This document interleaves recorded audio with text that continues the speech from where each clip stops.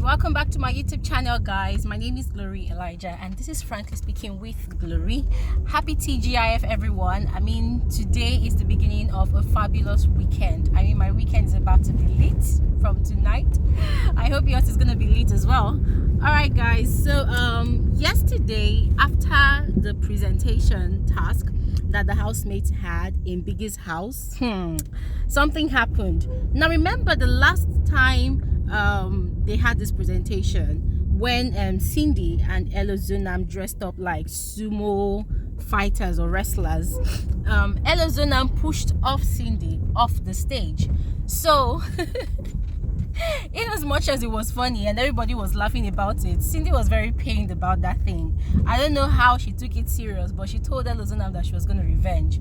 So yesterday, during the Enigma's performance or presentation, during their presentation, there was another opportunity for these two people to play the game of sumo again. And this time around, Cindy was the one wearing the big pillow on her tummy, while Elozonam had no form of protection on him. And then unfortunately for him, Cindy pushed him off the stage and he hit his head, I mean the side of his head, on the floor heavily. Like, he was so crazy that immediately after the presentation, Elozonam started running a high fever and he was having a terrible headache, so he had to go and sleep.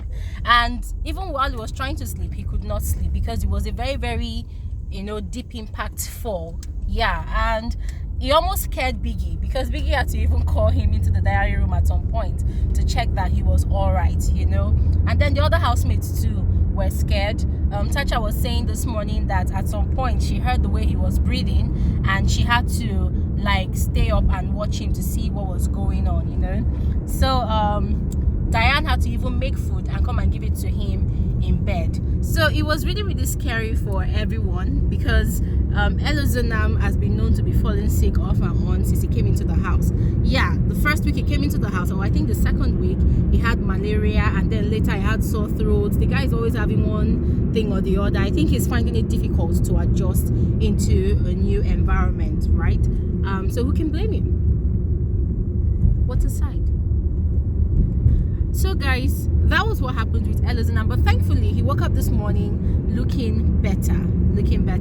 So he doesn't have any head concussion or anything. But then the housemate, trust them, they are still teasing him that Cindy wanted to revenge, so she got her own revenge back. What do you think about that, guys? Do you think it was a mistake, or do you think that Cindy deliberately pushed Elozonam off the stage to revenge? Just a question. And also, guys, yesterday SEYI was in a deep conversation with OMASHOLA. SEYI was feeling or thinking, or he has this thought that the legends don't ever support the Enigmas whenever there's a presentation going on. And then OMASHOLA was trying to explain to SEYI that, look, it's not about you guys. We, the legends, we always have one issue or the other. And they still have this clash of personalities in that team. Kafi keeps changing ideas that they have according to OMASHOLA. Whenever they have an idea to do something, and if they are not the first group to go and perform and they see something that happens, Kafi want to change one or two things. As of yesterday, they had all agreed that Kafi was going to be the one to explain the elements to the viewers. But then when Kafi now noticed that Mike and every other so when Kafi now noticed that Mike and every other person explained the elements by themselves, she now started suggesting that they should all explain the elements by themselves. So that's annoyed Fraud, and Fraud was like, why are you changing what we have already taken the whole day to rehearse? It doesn't really make sense. You would do it better. And then she said that no, that she doesn't want to do it. So Mashola said that okay, he's going to do it. And then Kafi now said no, she wants to do it. So when they were on the stage and Mashola wanted to do it, Kafi now jumped and did it, and she did it well according to Mashola. So OMASHOLA was basically trying to explain to SEYI that, look, it's not that whenever you guys are performing, we don't want to applaud you or support you or cheer for you. It's just that we have too many problems, too many arguments in our group, that a lot of times, out of the jittery and the fear that, oh, we might lose or we might win or whatever, we are just focused on, perfecting what we have to do. And then SEYI kept on saying that that he knows that OMASHOLA actually cheers them on, you know. And then I brought in the issue of Thatcher, that every other person tried, but then when Thatcher was doing her own act, that the performance just went to zero, that Thatcher didn't do well. And Omashola was like, well, that they actually told her not to act like herself, but then she doesn't know who to act like that wouldn't find it offensive, so she decided to act like herself in the presentation. Anyways, guys, what do you think about SEYI's comment? Do you think that SEYI is actually right or SEYI is wrong? And also another thing that's gonna be happening, no, before I go into what's going to be happening today, so OMASHOLA was having a serious argument with SEYI about people that don't cheer the legends in their own team.